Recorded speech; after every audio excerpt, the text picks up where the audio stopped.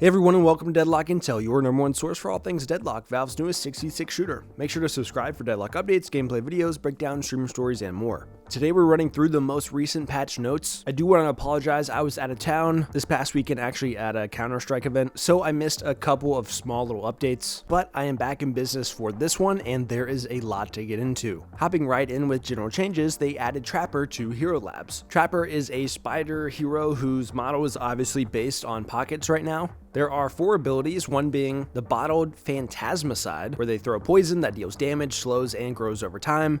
There 2 is Silk Trap, where they create a thread of web between 2 surfaces that slows and damages, kind of like a tripwire. There 3 is Pest Barrier, where they apply a barrier granting Spirit Shield and deal spirit damage periodically. And there 4 is Insane, it's called Crawling Plague, where they release a wave of spiders that chases enemies and explodes and poisons them. Speaking of Hero Labs, they added support for Hero Labs in private lobbies, private bot games, and sandbox that can be used at any time. All these experimental heroes in Hero Labs now have their patch notes listed, and we will actually run through the ones who got changed at the end of this video following the normal hero updates. They've added quick buy to the game, so you can now right click items in the shop to add them to your quick buy queue. That means now when you return to the shop, you're going to automatically purchase that item that you added to the queue in the set order. I'm not sure how much use I will get out of this, but it seems like something that is convenient, though I don't find buying from the shop that complicated to begin with. I guess in theory, if you're buying the same exact items every single time in the same exact order, you could set up a build to buy the items automatically, and that could be helpful. You'll also notice now upon loading the game, shaders, map, and various other resources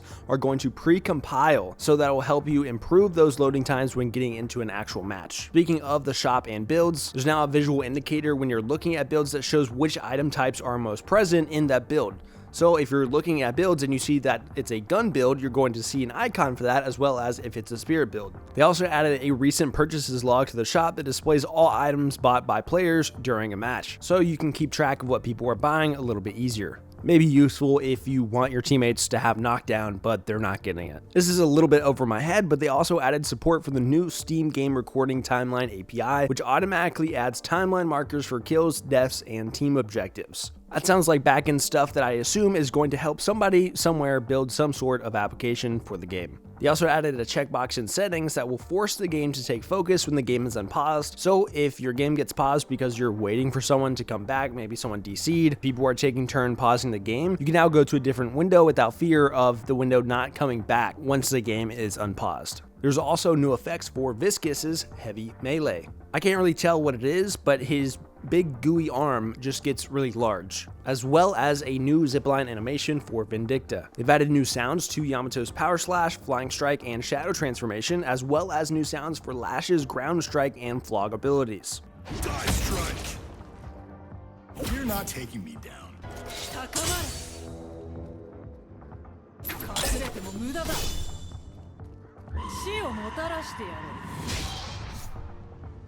Now, as we look into Trooper and Guardian changes, Troopers no longer change soul sharing rules after the laning phase ends. Troopers no longer increase their bounty by 20% at 8 minutes, and Hero Kill Gold was increased from a range of 150 to 1400 to 175 to 2000. That being a range that scales from 0 minutes to 45 minutes. Neutral creeps now give 5% less souls as well. I've seen a variety of comments on these sort of changes where a lot of people have felt like they have steadily been making kills less important in the game and farming more important. I feel like this is the opposite now, where they are trying to make those kills weighted a little bit more and farming a little bit less. Troopers now take 28% more damage from Guardians, meaning that they're not just going to be able to push the lanes as easily as they can. A lot of times I felt like if you left a lane even just very briefly, there was a good chance that your Guardian was going to get chunked just by minions if you weren't in your lane. Walker damage versus players was also increased by 10%. I think that's good as well. I'm a strong believer in the fact that I think objectives should be dangerous. It shouldn't be easy to take down these walkers or guardians just because you have 2 or 3 people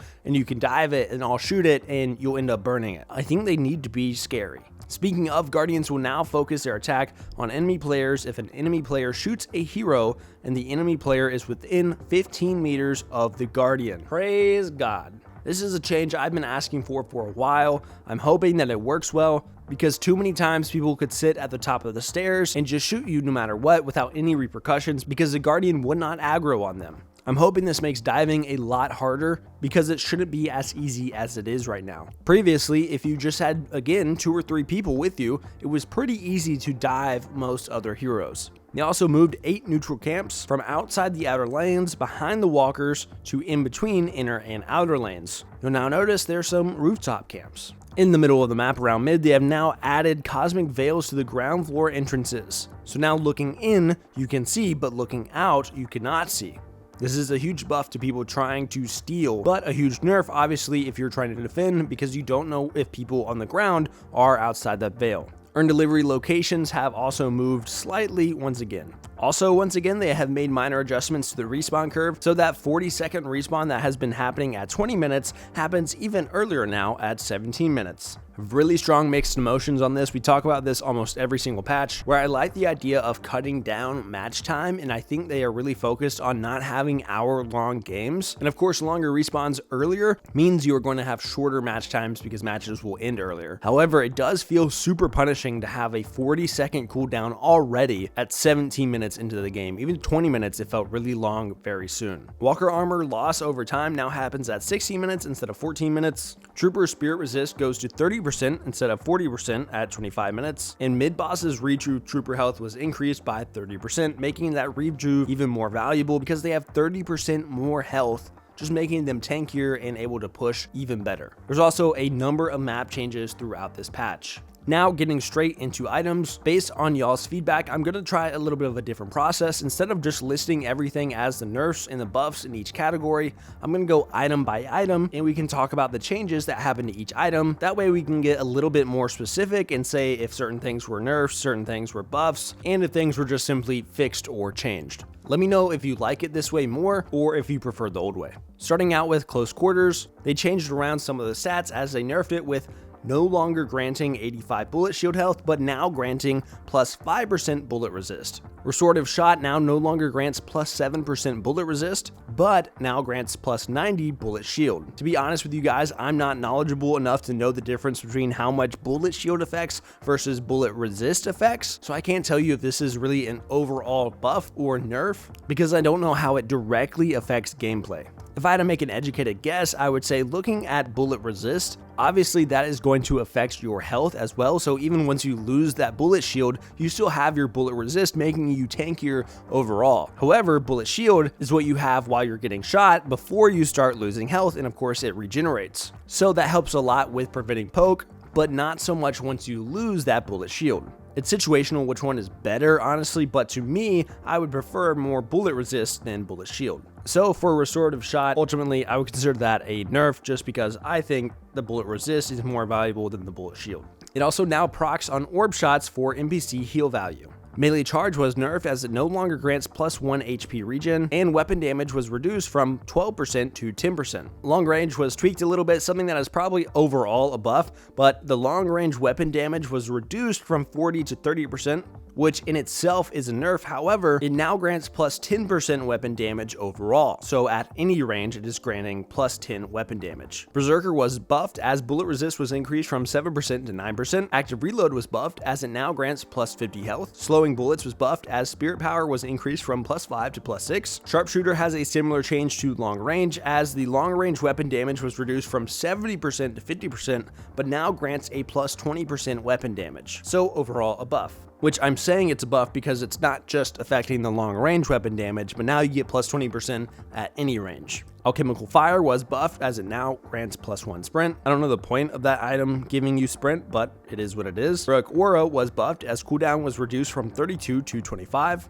Intensifying Magazine was buffed as time to reach max damage was reduced from 3 seconds to 2.7 seconds. And Toxic Bullets actually taking a significant nerf as damage changed from 5% of current health to 2.5% of max health. So less effective against these tanks, something that I honestly am not a super big fan of because there's only so many tank shredding items in this game. Shadow Weave was nerfed as detection range was increased from 18 to 22 meters so people can see you sooner. Glass Cannon was buffed as health loss was reduced from minus 15% to minus 12%. I was confused the first time I read that, so just to clarify, when you buy Glass Cannon, previously you got minus 15% health, but now it's at minus 12% health. Frenzy was buffed as low HP bullet resist was increased from 45 to 55%. Lucky Shot was fixed as it was causing proc effects to roll twice whenever it procced. Silencer was buffed as it now grants plus 12% spirit resist, and Vampiric Burst was buffed with cooldown reduced from 34 to 30 seconds. Going straight into Vitality items, Extra Health was buffed as weapon damage increased from 6 to 7%. Healing Right was nerfed though, in my opinion. Though the total health restored is unchanged, it now takes 20 seconds instead of 19 seconds to fully heal you. Bullet Armor was buffed, with bullet resist increased from 25% to 26%. Return Fire was nerfed, with duration reduced from 7 seconds to 6 seconds. Healing Nova was buffed, with it now granting plus 6% ability range. Combat Barrier was buffed, with fire rate increased from 6% to 7%. Debuff Reducer was buffed as health increased from plus 75 to plus 125. Healbane was buffed as healing reduction was increased from minus 40% to minus 45%. Again, I also like that just because there's not really any other anti-heal items in the game, so the stronger the better to me, I guess. I'm typically more in favor though of having more of a variety of items instead of just making one item the catch-all. Reactive Barrier was buffed as it restores 1 stamina on proc. Spirit Armor also buffed, with Spirit Resist being increased from 20% to 22%. Divine Barrier was nerfed, with it no longer granting plus 8% ability range, but buffed with it granting plus 6 spirit power. Restorative Locket was nerfed as it no longer grants plus 5 spirit power, but buffed, with it now granting plus 25% melee resistance. That's actually a notable change because 25% melee resistance is not a joke against people who are primarily melee like you're laning against an Abrams. Metal Skin was nerfed as it no longer blocks melee damage. Actually a very big nerf that I think people who don't read patch notes are going to be very surprised by. Debuff Remover was buffed, with debuff resistance being increased from 35 to 40%, as well as cooldown reduced from 48 seconds to 45 seconds. Veilwalker also buffed, with ammo being increased from 12% to 15%, and weapon damage increased from 10% to 15%. Fortitude buffed, with health increased from 365 to 400, and Lifestrike buffed, with bullet resist being increased from 8% to 10%. And a crazy and I think great change, Soul Rebirth being removed from the game. We'll call this a nerf, a change, a fix, I don't know. But now the item that allowed people to respawn after a small delay has been removed from the game. There's been a lot of changes to this item in the past, but it seems like they just couldn't get it to work the way they wanted it to, at least for right now. This was really only an item that got bought at the end of games, very long games, and would just prolong them even longer. Again, I'm going to go back to the fact that I think they don't want incredibly long games, and so getting rid of this makes sense. Inhibitor was nerfed as slow reduced from 25% to 20%. Siphon Bullets was buffed as it now grants plus 15% weapon damage. And Phantom Strike with a large buff as it now grounds any flying targets on impact. So you'll see a lot of people using this probably instead of knockdown. Now we have spirit items. Ammo Scavenger was buffed as duration increased from 35 to 45 seconds. Mystic Burst was buffed as it now triggers on your base damage rather than how much the target receives. That means that it is easier to trigger overall, and that is why I call it a buff. Soiling Hex now uses Enduring Spirit as a component. It also had a variety of changes, but I'm considering being a buff being it now gains plus 10% Spirit Lifesteal and plus 75 bonus health. However, nerfs being that Spirit Power is reduced from 5 to 4, it no longer grants plus 1 sprint, and damage was reduced from 70 to 40. Withering Web also nerfed as bullet resist reduction was reduced from minus 14 to minus 11, but buffed with cooldown being reduced from 22 to 18 seconds, and now dealing 50 spirit damage. So it's not shredding them quite as much. To me, kind of taking away a little bit of why I would buy Withering Web, being that it gets rid of less bullet resist, and the only reason I would buy it is so that I could shred tanks faster. Decay taking home a lot of changes as it now grants plus 1.5 HP regen, 8% ability duration, and healing reduction was increased from minus 50% to minus 70%. Cooldown was also reduced from 45 seconds to 33 seconds. However, bleed damage was reduced from 3.1% to 1%. That healing reduction being increased is actually huge, even if the bleed damage got reduced a lot. Improved cooldown was nerfed as cooldown reduction reduced from 16 to 14%. However, Spirit Shield was improved from 75 to 100, and it now grants plus 10% ammo. Superior cooldown was buffed as it now grants plus 15% ammo, and Improved Burst was buffed as it now triggers on your base damage once again, rather than how much the target receives. So like I said, for Mystic Burst, this makes it easier to trigger. However, max HP damage was reduced from 9 to 8%.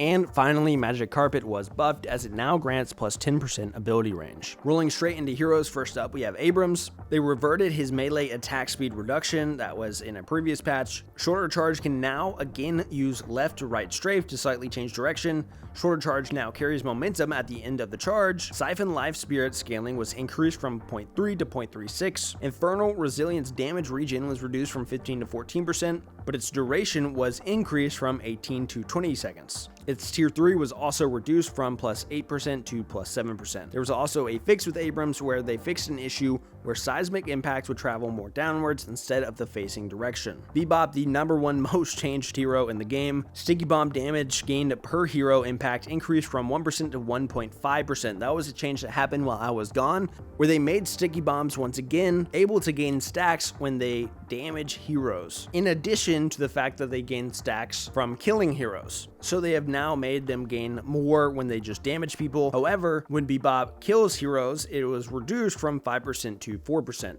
And probably my favorite change here, in a big nerf to Bebop, being that Sticky Bomb's tier 3 was changed from disarm to minus 30% damage penalty for 5 seconds. That was always one of my most frustrating parts of playing against Bebop's late game, was that disarm when he would just sprint by, attach a bomb to you, and you would end up disarmed. I would much rather have the minus 30% damage penalty, though late game, I don't know how much that is even going to matter, but we'll see. Sticky Bomb now calculates its damage at detonation time rather than cast time. That's really just a change, basically meaning that if you're activating certain items, you could throw the Sticky Bomb on and then activate the items and then it would explode, and that's when it gets calculated, not when you are casting it. So now you don't have to cast a bunch of items and then put the Sticky Bomb on. His hook damage was reduced from 40 to 10. However, it now has spirit scaling of 2x, and Hyper Beam now goes on cooldown for 3 seconds when canceled during the precast. Dynamo now gains 1% bullet resist per boon, which is a huge buff to him just being a little bit tankier throughout the game because he is now gaining bullet resist naturally throughout it. I think that fills his role as a support, so it makes sense to me.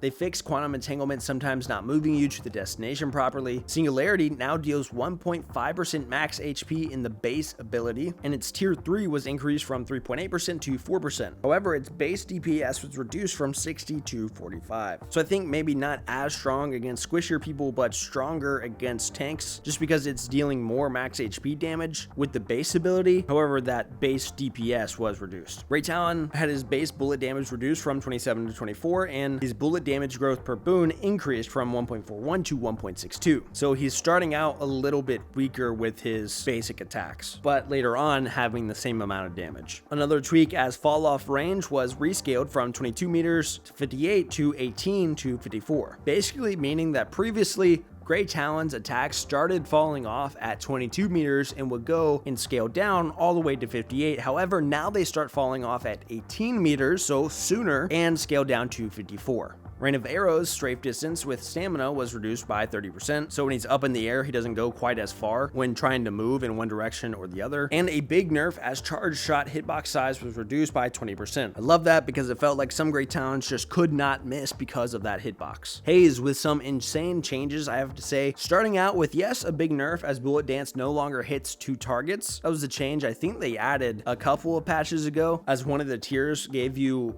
kind of a built-in ricochet, but not the biggest nerf because again, you can just rush ricochet and it's pretty much the same effect. Now the buffs for Haze, as Bullet Dance now grants plus 30% fire rate, and it now allows you to use items during it. That one is crazy because now you can use things like Warp Stone or Majestic Leap in the middle of your ults. Even something like Phantom Strike that's going to jump you straight to somebody and knock them down. This makes it much harder to get away from Hazes who are ulting, and I don't think honestly that it's going to be a good change. I think they're going to have to revert that, but I could be wrong. But to me, especially late game, one of the only, I guess, saving graces of playing against a Haze who would absolutely demolish you and your entire team with an ult was the fact that if you just got away from it, you were okay. And that the Haze was so much slower when she was ulting that it seemed possible to get away, especially if you had something like Warp Stone or Majestic Leap or whatever it was. But now this Haze is going to be able to stick to people a lot easier while ulting. Sleep Dagger tier 3 now also causes targets to wake up with a minus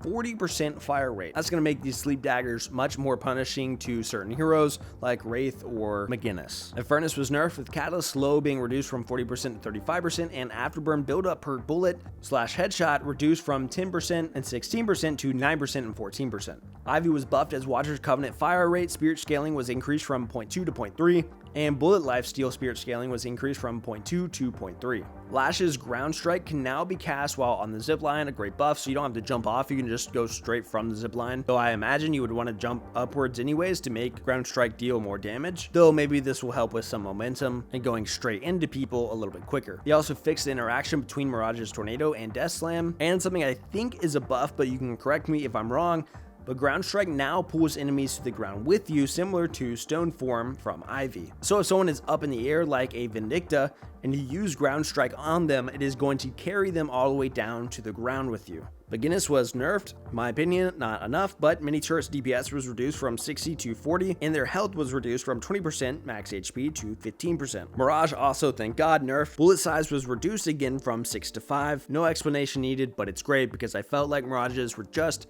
not missing still. Tornado's speed was reduced from 20 meters to 18 meters. Tornado's lift duration was reduced from 1.1 to 1, and Fire Scarab's tier 2 was reduced from minus 15% bullet resist to minus 10. Paradox also taking home a variety of buffs and nerfs, with bullet velocity being increased from 411 to 525, so shooting faster. However, Time Wall no longer has charges and no longer deals 10% max health damage. So the function of Time Wall is definitely changing a lot, where a lot of times you would see multiple Time Walls up at the same time, especially later in the game, which was very difficult to play around as a non-Paradox player. Time Wall's cooldown though was reduced from 37 to 25 seconds. Its tier 2 now deals 10% max health damage as well. Kinetic Carbine's max damage amp was increased from 85 to 100%, and Paradoxical Swap's time to complete the swap was reduced, so it's going to happen much quicker. Pocket was buffed with Barrage spirit scaling increased from 0.4 to 0.5, and light melee damage being increased from 63 to 75. Pocket's in kind of a weird place. I feel like I don't see Pocket players very often anymore, almost at all, to be honest. Vindicta mostly nerfed, which kind of makes sense after last patch where she was mostly buffed, but base bullet damage was reduced from 15 to 13. However, the bullet damage growth per boon was increased from 0.65 to 0.8, so kind of similar to Great Talon, where it ends up being the same later on. But early on, her base damage is weaker.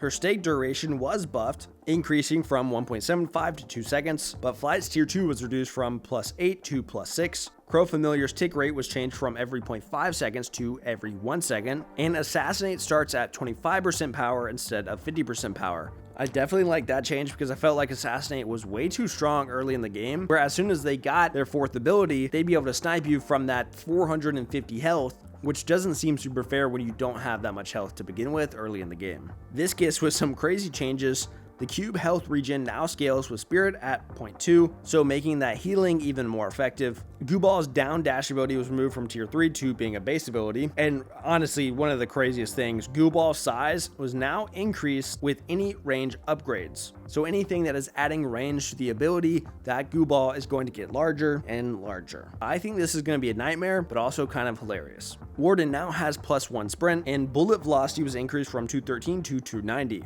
Last Stand now goes on cooldown if you die or the ability is interrupted while cast. Last Stand tier 3 no longer grants unstoppable during channel. Kind of sad about that. That was a change I actually liked a lot because his ult just makes you so much of a sitting duck and takes so long to actually activate that you have to activate it very close to people and then get into the action very quickly if you want it to be effective. However, in return, they did now grant you plus 50% spirit resist during that channel. That +1 sprint and the increased bullet velocity though is going to make Wardens feel a lot scarier running after you and just shooting you down. For Wraith, she was nerfed as telekinesis cast time was increased from 0.6 to 0.7 and its damage was reduced from 200 to 175. I don't think this is going to really affect much of why her 4th ability is so strong, because right now I feel like it's just the fact that it's up every 20 seconds late game. Yamato had some very big changes to her shadow transformation.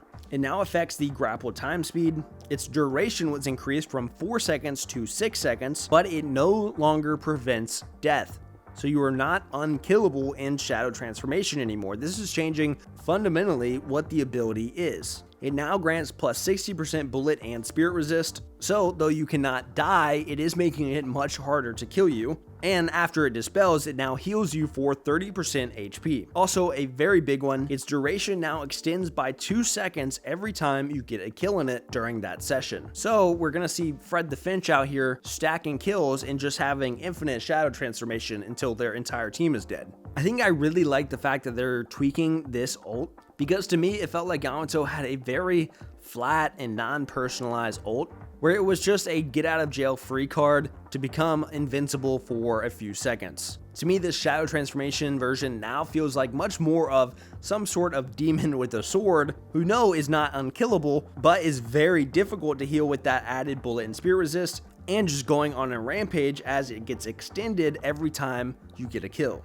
I can also see it being used just as a healing factor later on in the game when you have a lot better cooldown, so it's up more often. That 30% heal is going to be super useful. And I know you probably think we're done, because normally we would be, but like I said, we have a few Hero Labs hero changes to get into. Just 3 of them, so stick around. First up, we have Magician. Magician now sort of has an ultimate ability called Grand Finale. As of right now, it's supposed to be some sort of charged 3-card shot situation, but it's just shooting out Great Talon arrows. Magician's gun had increased bullet capacity from 20 to 22. Vexing Bolt now applies a 20% fire rate slow instead of movement slow. Damage was increased from 100 to 120. Spirit scaling from 1.2 to 1.4. Debuff duration was increased from 2 to 5 seconds. Tier 2 Spirit Shred was increased from minus 15% to minus 20%. Tier 3 upgrade now grants increased velocity and now has a UI hint when redirecting is available. Spectral Assistant can now be cast while in the air, and Rabbit Hex or Frog Hex, or I don't know, Hex, is now no longer castable on allies. For Holiday, Bounce Pad was updated to only allow 1 stomp per bounce pad.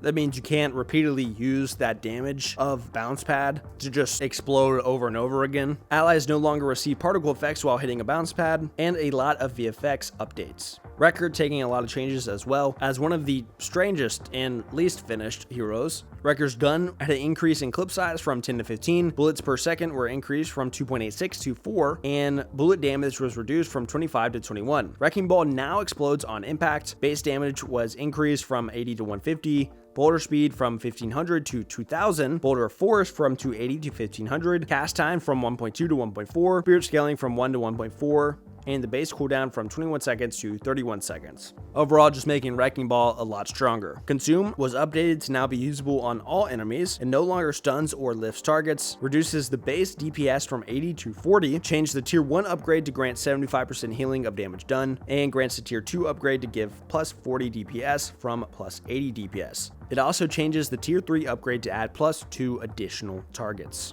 And that is all we have for today, guys. Quite a mouthful, I have to say, or maybe I shouldn't say it's a mouthful because that's kind of weird. But thanks for tuning in, and I'll catch you later.